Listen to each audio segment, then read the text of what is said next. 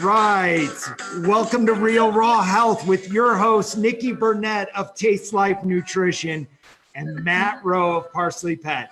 During our show, we are talking about your pet's health, raw feeding, and the health our pets bring to us with love, and a little human health and nutrition as well. Welcome, Nikki, to this week's show.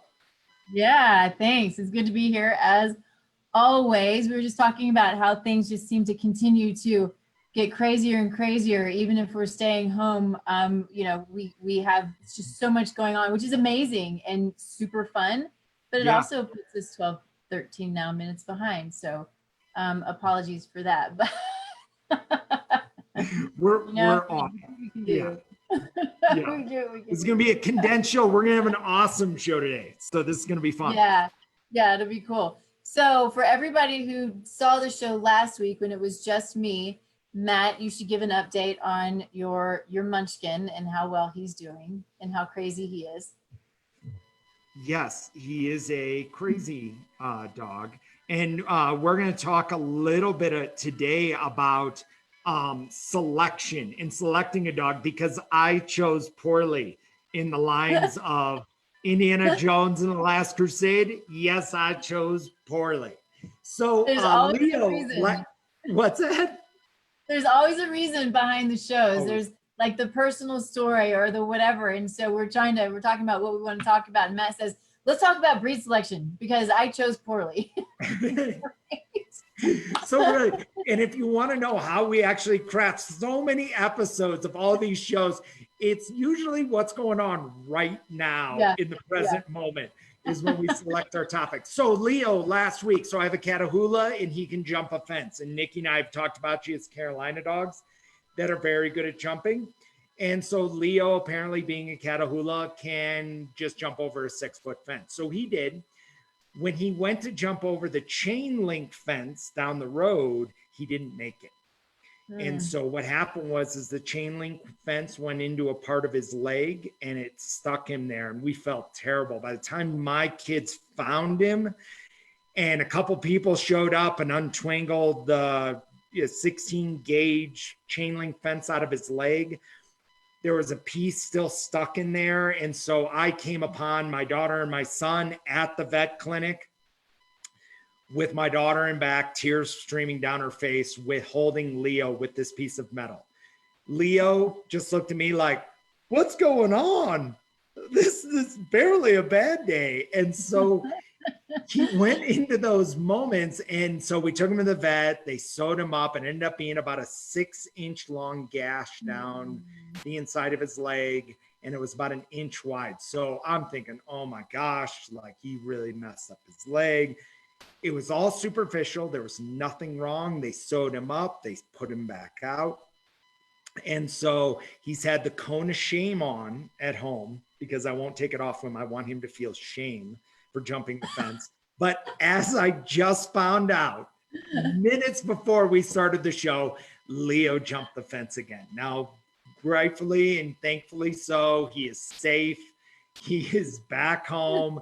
It's just, and so he was the dog running around my neighborhood, which it looked like a yellow cast on his leg, hobbling around, but he's back in full force. So yeah, so when we talk about breed selection, somebody asked me last week after he went through this, would I ever rescue another Catahoula? And that answer is no. I live in the suburbs of Colorado. I don't live on a farm. If I lived on a farm where I could let him off and let him go get sprayed by skunks and be a farm dog, absolutely, I would get a Catahoula in a heartbeat. Living in the suburbs of Denver, not so much. Like, it is a lot of work. So definitely, like, what got you thinking about Carolina dogs? Like, really, did you do some research before you got your 3 Carolina dogs? No, and I've had 5. So you knew what you were getting into.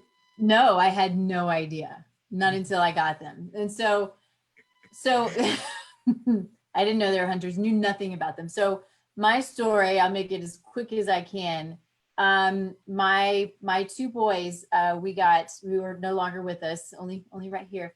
My husband and I decided one day, where I told him, I was like, we're going on a field trip. He's like, what are you talking about? I was like, we're gonna go get a dog. And so we go to the SPCA, and because we had our stipulations were, I want a rescue, he wants a German Shepherd. Okay, fine. Yeah. So that's what we go look for. And it was at the time of Katrina. So this was 05, end of 05. And so there were so many dogs. And so there were 2 puppies at the entrance that were like, oh, puppies. And I told Lowry, maybe we should get an adult dog. And he said, if you want me to bond, I have to have puppies. He just was not a dog guy. He didn't really know dogs well. Right.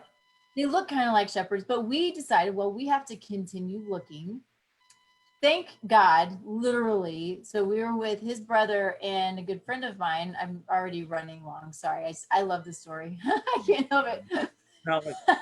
Tell it. They grabbed up, and I didn't know this, but they grabbed up the 2 puppies and took them to the little get to know you room. So the 2 of them sat in there with the 2 puppies while we went all around and looked at, I don't know, hundreds of dogs. Come back, they're in there, and we're like, cool, great, let's sit down. And so through this, no idea, they said that they were shepherd and lab mixes. No, collie and lab mix. Okay. Definitely not collie. They were short hair. I mean, no collie in there. But anyway, they look a little bit like they could have been shepherd, looked a little bit lab.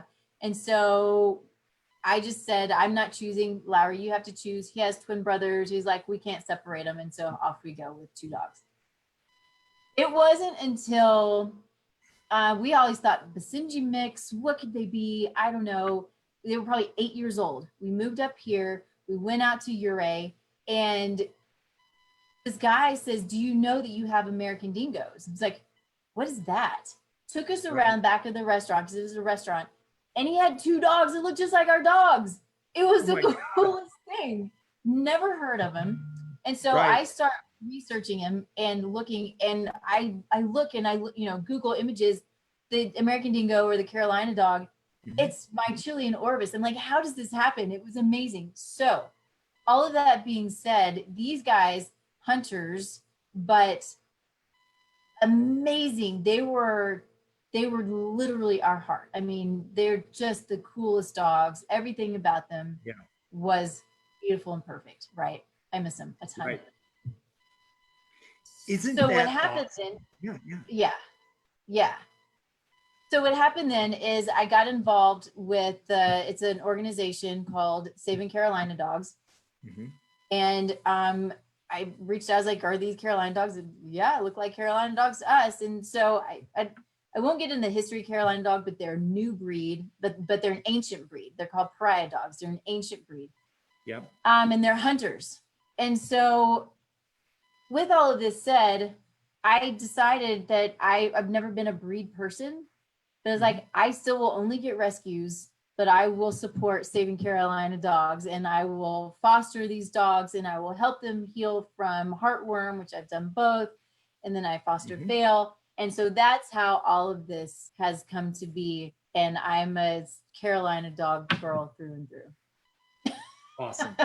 Yeah. But, really, as you started to take a look at saying, okay, you set that moniker out there, I'm looking for a shepherd. I mean, your husband wanted a shepherd, and you went and you did the puppy, get in a room and really start to identify what kind of dog you want. And so really with it is, I think at some point too, you probably thought, can our house support a couple of dogs in it? Yes. New dogs. Absolutely. And I think that our thought was, because we were going for 1 and came home with 2, we had a good yard, but we knew that we would need to exercise, and we lived across the street from a park. So that was really helpful, because what we ended up doing with them is we would go across the street and we'd throw the ball as far as we could for hours and hours and get them tons of exercise. So we knew what we had the ability to do. We also knew that in getting 2, which is not something that we were going to, but in getting 2, they would keep each other company. They would help each other not create the bad habits and all of the things. So we were very intentional with that piece of it. We talked about it, but we were still pretty new. And sometimes, you know, we can talk all day long about being prepared with the dogs, and we do the best and we do our research, especially if we know a breed. But when we're going for a rescue and we go and we get mutts, which mutts are kind of the best anyway. Mine are definitely mutts. They're not, one of them might be full. But we still don't really know what we're going to get. So we have to still be aware and be prepared. And if we don't know, make sure you're going to have the space. If you don't know what kind of dog it is, you got to know that you have to walk the dog no matter what. You have to be able to play ball. You have to have space, unless you're getting, you know, it's a Great Dane mix and they just are kind of, you know, those kind of dogs that just hang out. But I think they still need exercise, even if they just hang out. So we got to do absolutely the very best that we can, because then if we don't, they're going to create the habits of jumping the fence and wanting to go chase the squirrels or the chickens, that, and, you know, other things. So it's not easy, but we have to still do our research and be as prepared as we possibly can. Yeah, absolutely. And something about, like, when we came from a dog that was ball crazy. I mean, little upset, OCD, ball crazy, and things were like really. So the next dog we got, we looked at it and we're like, well, I'm not really as concerned about having a ball and having him chase the ball, but I didn't realize how important that was, because Leo does not retrieve.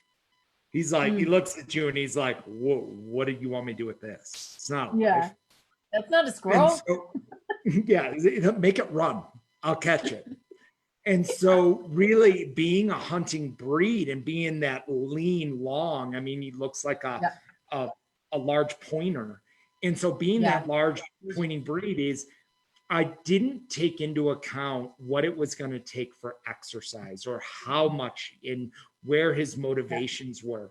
And a little bit of back research on this breed, I would have found out they can climb trees. They are meant to hunt wild boar. They are like very independent, stubborn, herding mentality. And so their drive is to be out and sniffing, and it's a hound. So really along that. So I just had a conversation with somebody last week who's looking to get another dog, and they are in debate on whether or not they get a Jack Russell. And so when you look at Jack Russells, they're really cute, but they call them Jack Russell terrorists, because they are, wow, you talk about energy inside of an animal that's always on the move. That would be a terrier style breed. If you are at home and if you're in an apartment, a crazy breed, you mentioned Great Danes. Great Danes really only need about a mile a walk a day. Like they, even though they're gigantic, they are not extremely active, energetic dogs. And they've been, you know, we talked to a lot of people that have them in their apartments because of their calm demeanor. And so really looking at a dog is, you're looking at, can I feed them what I want to feed them? Can I feed them raw? Can I feed them? Can I afford them? Do I have the, you know, the space for a dog like that? And so that's now, like, when I go into, you know, it's going to be, Leo's going to be with us for another 10 years, possibly longer. But when we go looking at another breed, you know, do you get a border collie that has a lot of hair, but extremely intelligent, which means you're going to have to keep them active. They have to move. You have to give them a job.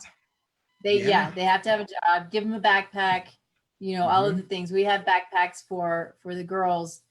And I would say, you know, something that I didn't hit on, which is one of the things that I think I love about most Carolina dogs. It's not like this across the board, but the ones that we've had to date, one was a little crazy early on, but we didn't know her history. She might have been wild for her entire life until she was caught. I don't know.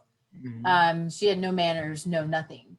And she was almost a year when we got her. But they're all, so far, they have their activity levels. They want to move, they want to run, they want to chase, but they're also really mild mannered. They want to love who they want to love. They don't want to love everybody. they you know, they're not like early risers. They're mellow in all the right ways, but yeah. Can get out there and be the crazy, and they're really fun to take to the mountains. You can take them running, do all of these things.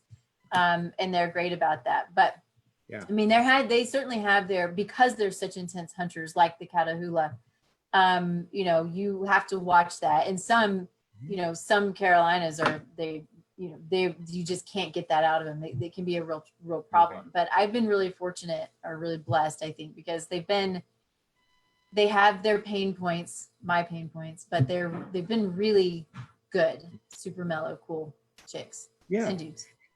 And this is, before you ever pick your next dog, talk to somebody who has one. They'll be honest. And if they're not honest with you, I would debate if they're your friend. Like at some point, this is all the parts of everything that goes into it. Like we wanted a sheepdog. And then we talked to somebody that had a sheepdog, and they're like, don't. They're like, they're a lot of work. They can become a little aggressive. And we're like, oh, we would have never known, because every sheepdog you see is just super sweet. So I know you have a short day today, Nikki. So next week during the show, when I'm at home, I would love to show you some of the games I do for Leo. Yeah, I would love to see that. I'm so curious about how you do that. And I want to do it for the girls too. I think that's really cool. Oh yeah. It's just a game. And the problem is I keep having to make it harder, because he now figured out how to untie shit. Yeah. I'm sorry if I distracted. I have stuff going on over in the, still at home. I'm sorry. You haven't completely left yet. So Nikki, what's the best way somebody can get a hold of you? Call me. No, So go to my website, tastelifenutrition.com. Facebook, Taste Life Nutrition. Twitter or Instagram is all Taste Life Nut. Kind of silly, but it's all it fit. And then so the radio show, I do Taste Life Radio. Just did that this morning. That's always a good way to kind of jump in and have some fun conversations. You and I have done Taste Life Radio, so that's good stuff. We'll do another one here again soon. Looking forward to it. Yeah. And then of course our Real Raw Health, which is so fun. And how about you? You can get a hold of me at parsleypet.com. And we regularly hold nutrition classes, and actually just got done with a nutrition class right before I came on with this one. And it's one of those things that we look at, the basis of our company is education. So the more we can educate you around raw feeding, this is why I love doing this show, Real Raw Health, is because we get to actually help educate individuals as they go in their pursuit of getting a dog, and they go into their pursuit of, how do I keep my dog healthy so I'm not in the vet all the time? What should I be doing? Should I be doing amount of vaccines? Should I be doing all of these other little pieces? And how do I feed them right? And so that's the beautiful part about this. I love all this stuff. So definitely you can follow us on Instagram. And you can follow us, and Instagram is Parsley Pet Wellness. And you can follow us on Facebook, just Parsley Pet. And we are regularly putting shows on like this, and we are regularly putting out posts that are educating. So definitely take the time, follow us. We'd love to have you be a part of our family. So thank you, Nikki, for doing the show today. Yeah. Thank you, Matt, as always. And we'll look forward to a fun, crazy experience next week. I'm looking forward to it. You're gonna put me to my paces. I'm gonna have to put a bunch of games together and share my classic ones I always do. Yeah, I love it. It'll be great. You rock. All right. Thanks, Matt. We'll see you soon. Thanks. We'll see you soon.